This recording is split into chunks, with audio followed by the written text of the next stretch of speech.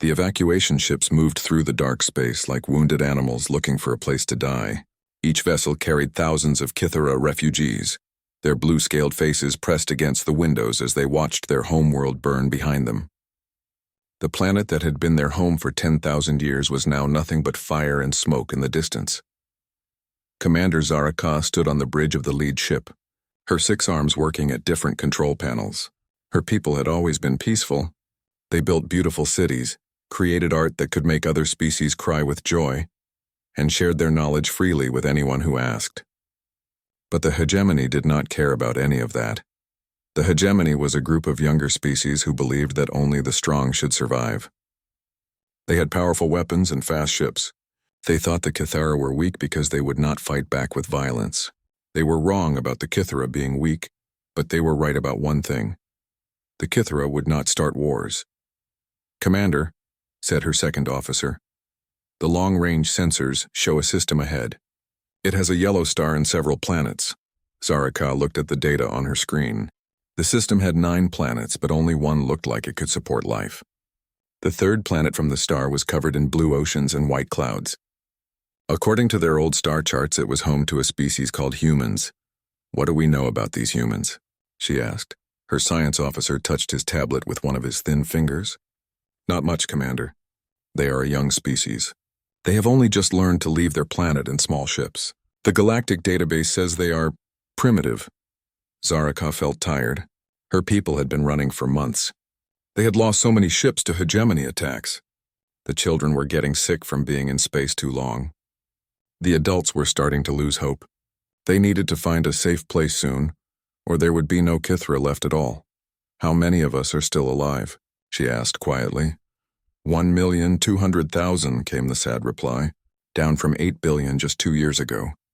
The numbers hit Zaraka like a physical blow. Her entire civilization, reduced to barely 1 million souls scattered across a few dozen ships. The hegemony had been very thorough in their destruction. They did not just want to defeat the Kythera, they wanted to erase them completely. "Commander, we are getting close to the human system. What are your orders?" Zaraka looked at the blue planet on her screen. She thought about her daughter, who was sleeping in the medical bay with the other sick children. She thought about the elders who remembered when the Kythera had cities on 100 worlds. She thought about all the knowledge and art and beauty that would disappear forever if her people died here in the cold dark. "Send a message to the human world," she said. "Tell them we are refugees. Tell them we are peaceful. Tell them we need help." Her communications officer worked at his station. "Message sent, Commander." Now we wait. The wait was the hardest part. Zaraka had tried this before with other species. Some had ignored them completely. Others had shot at their ships without even asking questions. A few had listened to their request and then demanded impossible payments for basic food and water. But something felt different about this system. The planet looked so alive and beautiful. Even from space, she could see huge storms spinning over the oceans and mountain ranges covered in green. It reminded her of home before the fires. "Commander, we are getting a response." Zaraka felt her heart skip. Please, she thought, let these humans be different. Let them have some kindness in their hearts. "The humans want to know more about us," the communications officer said. "They are asking about our numbers, our technology level, and our intentions. They also want to know if we have any diseases that might hurt them." This was already better than most first contacts. Usually other species either attacked immediately or demanded they leave. At least the humans were asking questions. "Tell them everything," Zaraka ordered. "Tell them we are 1 million survivors of a war we did not start. Tell them we are scientists and artists and teachers. Tell them we have technology that we would be happy to share. Tell them we have no weapons and no intention of conquest. Tell them we just want to live." As her crew sent the detailed message, Zaraka allowed herself a small hope. Maybe, just maybe, these young humans would surprise her. Maybe they would be different from the rest of the galaxy. The response came faster than expected. When Zaraka heard it, she had to sit down. Her legs felt weak, and tears began to form in her large eyes. The humans said yes. Not only did they say yes, but they were already preparing places for the Kythera to land. They were setting up medical stations for the sick children. They were offering to share their food and water while the Kythera built new homes. "Commander," her science officer said with wonder in his voice, "they are not asking for anything in return. They just want to help." Zaraka stood up and looked at her crew. For the first time in months, she saw hope on their faces. The humans had done something that no other species in the galaxy had done. They had seen strangers in need and offered help without thinking about what they might gain. "Set course for the third planet," she ordered. "Prepare all ships for landing procedures. Send a message to all our people. Tell them we have found something rare in this galaxy. We have found a species with hearts." As the Cathara fleet moved toward Earth, Zaraka wondered what kind of beings these humans really were. Any species that would welcome 1,000,000 refugees without fear or greed was either very foolish or very wise. She hoped it was wisdom. The blue planet grew larger on their screens. Soon they would find out what humans were really like. Soon they would learn if this beautiful world could truly become their new home. Behind them, the fires of their old world continued to burn. Ahead of them, something new was beginning. For the first time since the war started, Commander Zaraka allowed herself to believe that her people might survive after all. The evacuation ships flew on through the dark, carrying the last hope of the Cathara toward a small blue world where, perhaps, strangers could become friends. Dr. Elena Rodriguez had been studying alien life for 15 years, but she never thought she would actually meet any. Now she stood in the emergency session room at the United Nations, looking at pictures of the most beautiful beings she had ever seen. The Cathara looked like they had been carved from living crystal. Their blue scales caught light and threw it back in rainbow patterns. They had 6 arms, large golden eyes, and faces that somehow managed to look both alien and kind at the same time. "How many did you say?" asked Admiral James Chen, the head of Earth's Space Defense Forces. 1,200,000, Elena repeated. "They are refugees from a war. Their entire civilization has been destroyed." The room was full of world leaders, scientists, and military officers. Everyone was talking at once. Some people were excited. Others were scared. A few were angry that the aliens had come to Earth without permission. "We don't know anything about them," said the Russian representative. "They could be dangerous. They could be lying about being peaceful." "Look at their ships," Elena said, pointing to the images on the big screen. "They have no weapons. Their vessels are designed for transport and research, not war. These are not soldiers. These are families." Admiral Chen studied the data his satellites had gathered. Their technology is definitely more advanced than ours. Their ships use energy systems we don't understand. But Dr. Rodriguez is right. We see no weapons, no military formations. They are keeping their distance and waiting for our response. The President of the United States spoke up. "What are they asking for exactly?" Elena looked at her notes. "Sanctuary. They want permission to land and establish settlements. They promise to share their technology and knowledge. They say they will take nothing that we do not freely give." "And what do they offer in return?" asked the Chinese representative. "Everything they know," Elena said. "Medical technology that could cure diseases we have struggled with for centuries. Clean energy systems, space travel technology, agricultural techniques that could end world hunger. They are offering to teach us everything just for the chance to live in peace." The room went quiet. Everyone was thinking about what this could mean for humanity. Contact with an advanced alien civilization could change everything about how humans lived. "There has to be a catch," said someone from the back of the room. Elena shook her head. "I have been studying their communications for 3 days. Their language is very precise. When they say they want to share everything, they mean it. When they say they want only peace, they mean it. These beings do not seem to understand the concept of deception." Admiral Chen pulled up tactical displays. "From a military standpoint, we could not stop them if they wanted to take our planet by force. Their ships are too advanced. The fact that they are asking for permission instead of just taking what they want says something important about their character." The British representative stood up. "But what about resources? 1,000,000 aliens will need food, water, housing. Our planet already has problems feeding everyone." Elena had prepared for this question. Actually, their technology could solve those problems. Their agricultural systems can grow more food using less land and water. Their energy systems produce no pollution. Their building techniques use materials we consider waste. They could actually help Earth support more people, not fewer. "You are asking us to trust beings we have never met," said the French representative. "Yes," Elena said simply. "That is exactly what I am asking." Admiral Chen stood up and activated the holographic display. It showed the Cathara fleet hanging in space beyond the moon, waiting patiently for an answer. Ladies and gentlemen, he said, we are making history today. Whatever we decide will be remembered forever. The question is simple. What kind of planet do we want to be? Do we want to be the kind of species that turns away refugees? Or do we want to be the kind that offers help to those in need? The room erupted in arguments again. Some people worried about security, others worried about economics. A few worried about what other alien species might think if Earth harbored refugees from a galactic war. Elena listened to all the arguments. Then she stood up and asked for quiet. I want to tell you something about the messages we have received from the Kythera, she said. They are not just asking for help. They are also warning us.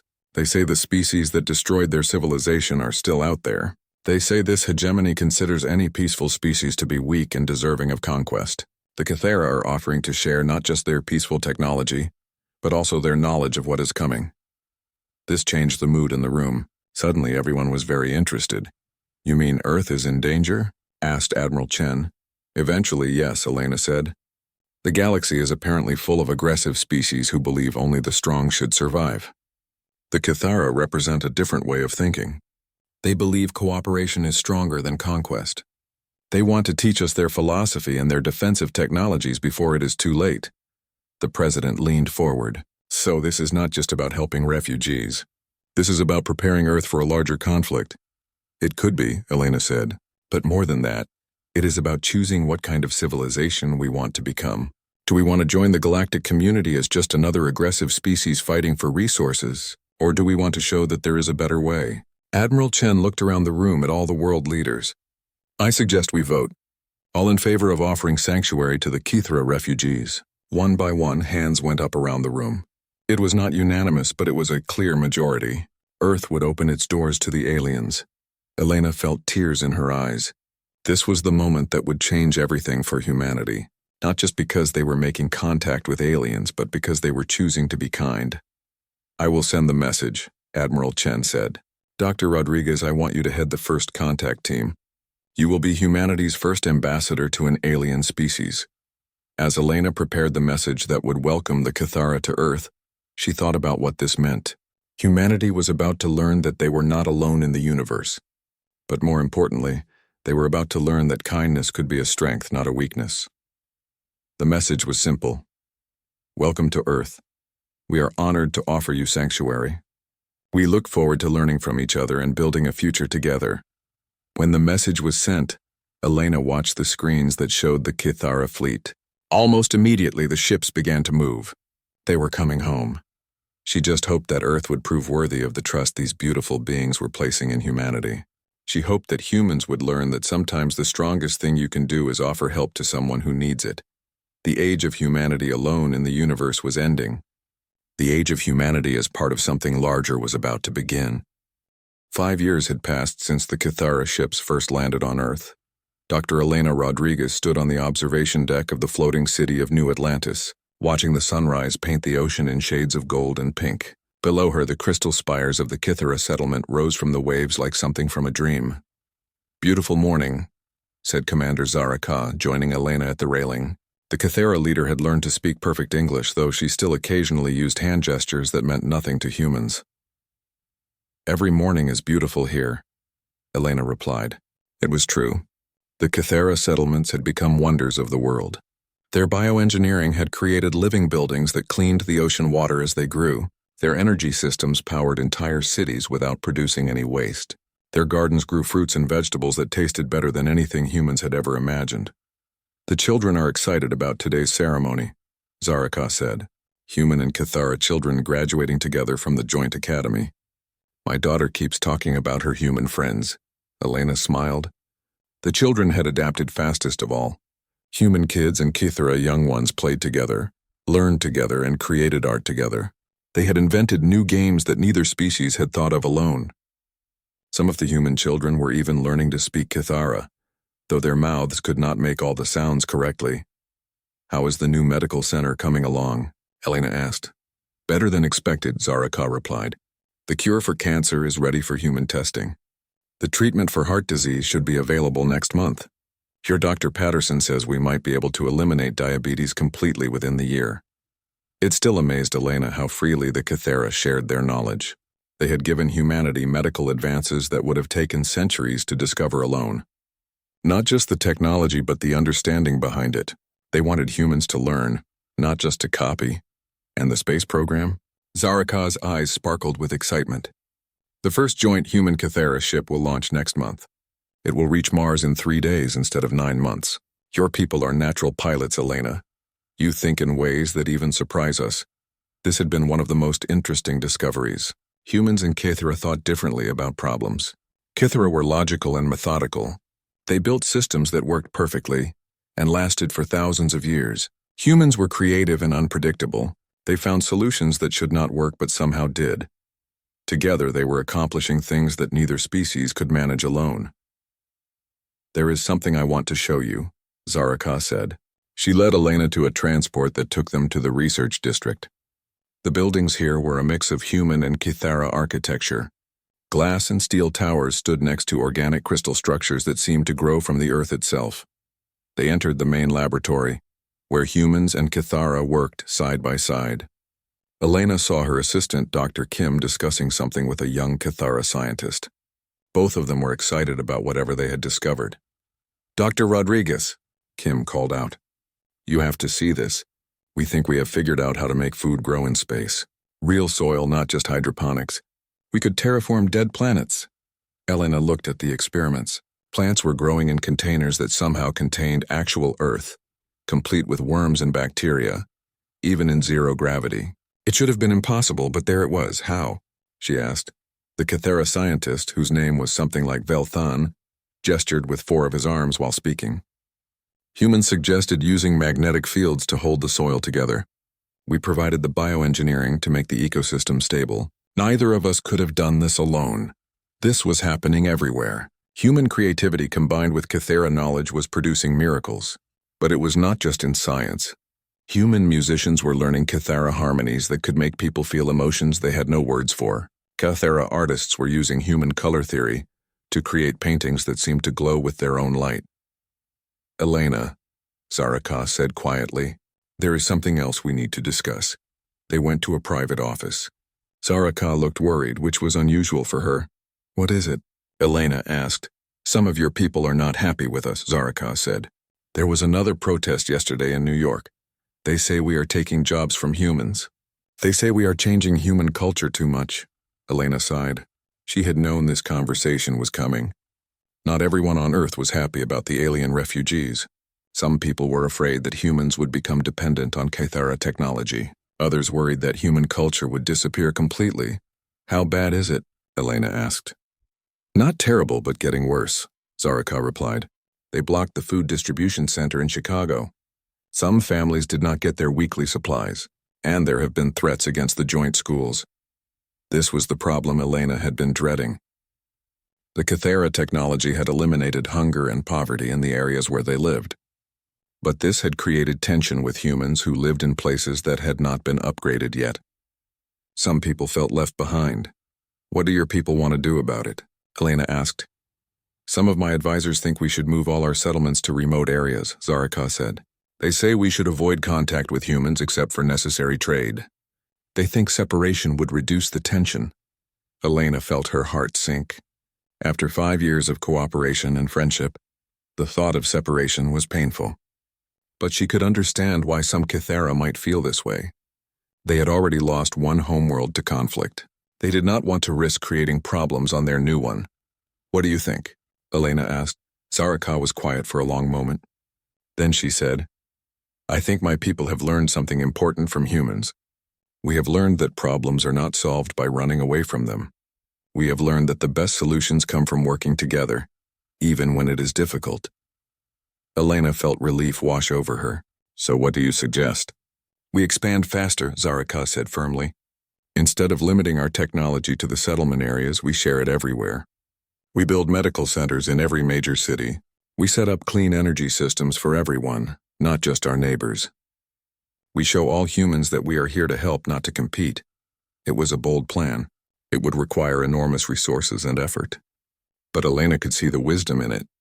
The protests were happening because some humans felt excluded from the benefits of Kythera technology. The solution was not to provide fewer benefits, but to provide them more widely. The Global Council will never approve the funding for something that big, Elena said. Zara Ka smiled, showing teeth that sparkled like gems. Who said anything about human funding? We will do this as a gift. We will build medical centers and energy systems and give them to humanity freely. The only payment we want is the continued chance to live here in peace. Elena stared at her alien friend. Even after 5 years, the generosity of the Kythera could still surprise her. Any human government would have demanded payment, negotiated trade deals, or at least asked for something in return. The Kythera just wanted to help. Your people really are different, Elena said. No, Zaraka replied. We learned this from you. When our ships first arrived, you did not ask what we could give you. You asked what we needed. You taught us that strength comes from caring for others, not from having power over them. Elena looked out the window at the bustling research center. Humans and Kythera working together, learning from each other, building something beautiful and new. In 5 years, they had accomplished more than either species could have managed in decades, alone. But the real accomplishment was not the technology or the medical advances or the art. The real accomplishment was proving that two very different species could become friends. They had shown that cooperation was possible, even between beings who had evolved on different worlds under different stars. Now they just had to prove it to the rest of the galaxy. Fleet Admiral Thex of the Sorix Empire stood on the bridge of his flagship, looking at the small yellow star ahead. His scales were dark green with anger, and his sharp teeth showed in what his species called a war smile. Somewhere in this system, the last of the pathetic Kythera were hiding. Report, he hissed to his sensor officer. The energy signatures are coming from the third planet, Admiral. It appears to be inhabited by a primitive species called humans. They have barely learned to leave their world. Thex laughed, a sound like rocks grinding together. This would be easier than he had expected. Some weak local species had probably been fooled by Kythera lies about peace and cooperation. They would learn better soon. How many ships do they have? He asked. Very few, Admiral. Mostly small vessels for local transport. Nothing that could threaten our fleet. Thex looked at his massive armada. 300 ships, each one capable of destroying entire cities. The hegemony had sent him here to finish what they had started. The complete elimination of the Kythera and their dangerous ideas about peace. Signal the fleet, he ordered. We attack in 1 hour. Destroy any military vessels, then demand surrender. Once we have eliminated the Kythera, we will decide what to do with these humans. But as his ships moved closer to Earth, Thex began to notice something strange. The energy readings were not what he expected. The planet should have been showing signs of primitive technology, simple nuclear power, basic chemical rockets, maybe some orbital stations. Instead, his sensors were detecting power signatures that were definitely Kythera, but somehow different. The energy patterns were more complex, more efficient than anything he had seen before. Admiral, his science officer said nervously, I am detecting something unusual. What? The Kythera technology appears to have been improved somehow. The power systems are producing 30% more energy than standard Kythera designs, and there are new patterns I do not recognize. Thex felt the first stirring of unease. The Kythera had always been brilliant engineers, but they were also traditional. They rarely changed designs that worked well. What could have caused them to innovate so quickly? His question was answered when the first Earth ships appeared on his sensors. They were beautiful vessels, clearly built with a combination of Kythera bioengineering and something else, something that made them look both organic and mechanical at the same time. They moved in formations that were not quite Kythera, and not quite like anything Thex had seen before. Admiral, his communications officer reported, we are being hailed. Put it on screen. The face that appeared was not what Thex expected. It was clearly human, a species he had barely heard of. But this human was wearing a uniform that combined Earth and Kythera symbols, and she was speaking with the confidence of someone who commanded a real military force. This is Admiral Elena Rodriguez of the Earth Kythera Defense Alliance, the human said. You are entering protected space. State your intentions. Thex was so surprised he almost forgot to be angry. A human was giving him orders? A member of a species that had not even discovered faster-than-light travel was telling him. A fleet admiral of the hegemony. What to do. I am Fleet Admiral Thex, he snarled. I command 300 ships of the hegemony. I am here to collect the Kythera criminals you are harboring.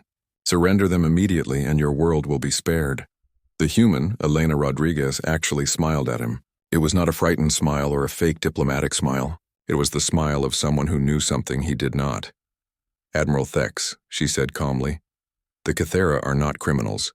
They are our allies and friends. They are under the protection of Earth and humanity. We respectfully decline your request and advise you to leave this system immediately." Thex could not believe what he was hearing. This primitive species was actually threatening him. They had barely learned to build spaceships, and they thought they could challenge the might of the hegemony. "You do not understand," he said, trying to control his anger. "The Cathera are weak. They refuse to fight. They are a disease that spreads the idea that cooperation is better than strength. We have destroyed their empire and scattered their fleets. We will not allow them to poison another world with their weakness." Elena's expression changed. The smile disappeared and her eyes became hard as steel. "Admiral Thex," she said quietly, "you clearly do not understand humans at all. The Cathera have not made us weak. They have made us stronger. But more importantly, they have become our family, and humans will do anything to protect their family." Before Thex could respond, his tactical officer spoke up urgently. "Admiral, more ships are appearing. Many more ships." On his screen, Thex watched as hundreds of vessels appeared from behind Earth's moon and from hidden positions throughout the system. They were clearly human designs, but enhanced with Cathera technology. Fast, graceful ships that moved like living creatures but bristled with weapons that his sensors could not identify. "Admiral," Elena continued, "you are facing the combined fleets of Earth and the Cathera colonies. You are outnumbered 3-1. More importantly, you are outclassed. Our ships have been designed by combining human tactical thinking with Cathera engineering. They are faster, stronger, and smarter than anything you have ever fought." Thex felt fear creeping into his heart for the first time in decades. The readings his sensors were showing could not be right. These ships were too advanced for such a young species. But there they were, surrounding his fleet in formations that were both beautiful and deadly. "This is impossible," he whispered. Elena heard him somehow. "Admiral, you made the same mistake that bullies throughout history have always made. You assumed that kindness meant weakness. You thought that because the Cathera chose peace, they could not fight when necessary. You were wrong." On Thex's tactical display, he could see the human Cathera ships taking positions. They were not attacking yet, but they were clearly ready for battle. His own ship suddenly seemed slow and clumsy in comparison. "The Cathera taught us their technology," Elena continued, "but we taught them something too. We taught them that sometimes you have to fight to protect the things you love. They did not know how to do that before they met us. Now they do." A new voice joined the communication, clearly Cathera, but speaking with an authority Thex had never heard from that species before. "Admiral Thex," the voice said, "this is Commander Zaraka of the Cathera fleet. 5 years ago, my people arrived at this world as broken refugees. The humans took us in, fed us, protected us, and asked for nothing in return. They showed us that strength does not come from conquest, but from caring for others." Zaraka's image appeared on screen next to Elena's. The Cathera commander was wearing armor that combined the elegant lines of her species' designs with the practical functionality of human military gear. "You destroyed our old world," she continued, "but you did us a favor. You forced us to find humans. You forced us to learn that there was a better way to live. Now we will show the galaxy what happens when wisdom meets courage, when knowledge meets determination." Thex looked at his fleet strength readings again. 300 ships against more than 900. But numbers were not the only problem. His ships had been designed to fight other hegemony vessels or simple planetary defenses. These human Cathera hybrids were something completely new. "Admiral Thex," Elena said, "you have one chance. Leave this system now and we will let you go. Stay, and we will show you exactly how strong peace can be when it is protected by those who understand the true meaning of strength." For the first time in his long military career, Fleet Admiral Thex of the Sorix Empire considered retreat. But the hegemony did not accept failure, and they especially did not accept defeat by weak species who believed in cooperation. "All ships," he ordered grimly. "Attack formation. Show these children what real warriors can do." Elena sighed as if she was disappointed but not surprised. "So be it," she said. "All units engage the enemy. Protect Earth. Protect our friends." The battle for Earth was about to begin. 1 year later, Elena Rodriguez stood in the Great Assembly Hall of New Geneva. the orbital city that had become the capital of the new Galactic Confederation. Through the huge windows, she could see ships from dozens of different species arriving for the first annual Congress of Free Worlds. It still amazed her how quickly everything had changed. The battle with Admiral Thex's fleet had lasted only 6 hours. The human Kythera ships had moved like dancers, using tactics that the hegemony had never seen before. They struck fast, disabled enemy vessels without destroying them, and captured entire squadrons before the Saurics could respond. But the real victory had not been military. It had been what happened after the battle. When Admiral Thex's surviving ships limped away from Earth, they carried with them recordings of the fight. Within weeks, those recordings had spread throughout the galaxy. For the first time, species across the stars saw the hegemony defeated not by a larger army, but by something completely new: cooperation between different kinds of beings. The effect had been immediate and dramatic. On 100 worlds, species that had been conquered by the hegemony began to rebel. They had seen that the mighty Saurics and their allies could be beaten. More importantly, they had seen a different way to organize a civilization. "The Andromedan delegation has arrived," announced Zara Ka, joining Elena at the window. The Kythera commander now bore the title of First Speaker of the Free Stars, making her the closest thing the new Confederation had to a president. Elena watched as the elegant ships of the Andromeda galaxy settled into their docking positions. 6 months ago, the Andromedans had been under hegemony control. Today they were free beings, ready to join a galactic community based on mutual respect instead of fear. "How many species are we expecting?" Elena asked. 47 have confirmed attendance," Zaraka replied. 12 more are sending observers. The hegemony is down to less than 30 controlled systems, and even those are becoming unstable. Elena shook her head in wonder. A year ago, the hegemony had controlled half the galaxy. Now their empire was crumbling as species after species chose freedom over oppression. "The Valak delegation wants to speak with you personally," Zaraka continued. "They say their people owe you a debt that can never be repaid." The Valak had been one of the first species to rebel after seeing the Earth battle recordings. They were a peaceful plant-like species that the hegemony had used as slave laborers for decades. When they rose up against their oppressors, human and Kythera ships had arrived to help them win their freedom. "They owe me nothing," Elena said. "We just did what anyone should do when they see someone who needs help." This was the philosophy that had become the foundation of the new Confederation. Instead of conquest and domination, the alliance was built on the simple idea that strong beings should help weak ones, that advanced species should share their knowledge, and that all intelligent life had value. "Elena," Zaraka said quietly, "there is something I want to tell you before the ceremony begins." "What is it?" "When my people first arrived at Earth, we thought we were the ones bringing gifts. We had technology, knowledge, science. We thought we were the teachers and you were the students." Elena waited for her friend to continue. "We were wrong," Zaraka said. "The greatest gift was not our technology. It was what your species taught us about courage and loyalty, about fighting for what you believe in, about protecting those you love, even when it costs you everything." Elena felt tears forming in her eyes. The past year had not been easy. The war with the hegemony continued in some parts of the galaxy.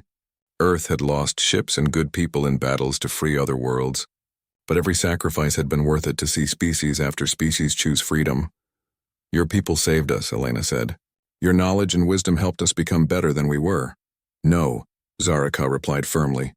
"We saved each other. That is what true alliance means." A chime sounded through the station, indicating that the opening ceremony was about to begin. Elena and Zaraka made their way to the main assembly hall, where representatives from across the galaxy were taking their seats. The hall was a marvel of combined human and Kythera architecture. Flowing organic curves supported by elegant geometric structures. It was designed to accommodate dozens of different types of beings, some who breathed different atmospheres, some who needed different gravity levels, some who communicated through light instead of sound. Elena took her place at the speaker's podium. As Earth's first galactic ambassador, she had the honor of opening the Congress. She looked out at the assembled delegates, beings of every shape and size imaginable, all united by the belief that cooperation was better than conquest. "Friends," she began, "1 year ago most of you lived under the rule of the hegemony. You were told that only the strong deserved to survive. You were told that war and domination were the natural way of the galaxy. You were told that peace was a weakness that would lead to destruction. She paused, looking at the faces in the audience. Some were human, some were Kythera, but most were species she had never seen before. Beings from worlds so distant that their stars were invisible from Earth. Today, we gather as free beings to prove that the hegemony was wrong. We are here to show the galaxy that there is a better way. That strength comes not from conquering others, but from helping them. That wisdom comes not from hoarding knowledge, but from sharing it. That the greatest civilizations are built not on fear, but on friendship. The audience erupted in sounds of approval, cheers, clicks, musical tones, and patterns of light, depending on how each species expressed agreement. The Confederation of Free Worlds is not an empire, Elena continued. We have no emperor, no single ruler who commands all others. Instead, we are a family of species who have chosen to work together. We share our knowledge freely. We protect each other from those who would do us harm. We explore the galaxy not to conquer new worlds, but to find new friends. She gestured to Zaraka, who stood and joined her at the podium. When the Kythera first came to Earth, Elena said, they were refugees with nowhere else to go. We welcomed them not because we had to, but because it was the right thing to do. They repaid our kindness by sharing everything they knew, by helping us become better than we were alone. Zaraka stepped forward to speak. The humans taught us that peace is not passive, that sometimes you must fight to protect what you love. That true strength comes from standing together, not from standing alone. Together we have shown the galaxy what is possible when different species choose trust over fear. Over the next several hours, delegates from across the galaxy shared their stories. The miners of Kepler 442b told how human engineers had helped them reclaim their homeworld from hegemony strip mining operations. The aquatic builders of Ross 128 described how Kythera biotechnology had healed their polluted oceans. The crystalline thinkers of Wolf 359 explained how both human creativity and Kythera logic had helped them solve mathematical problems that had puzzled them for centuries, but the most moving speech came from a young being from the Vega system, a species that looked like living starlight. 1 year ago, the being said in a voice like wind chimes, my people were slaves.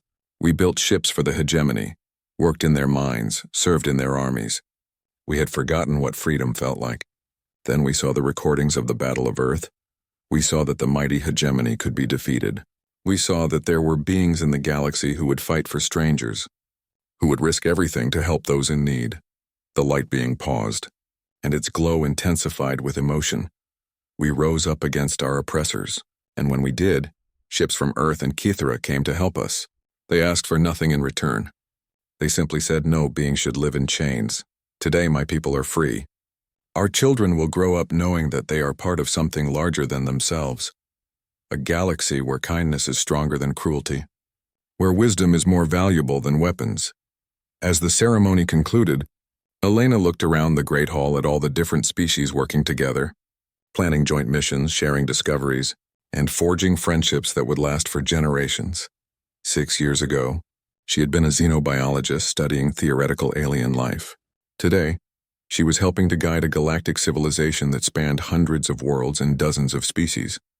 The universe had turned out to be far stranger and more wonderful than she had ever imagined. But the most amazing discovery was not about aliens or advanced technology or faster-than-light travel.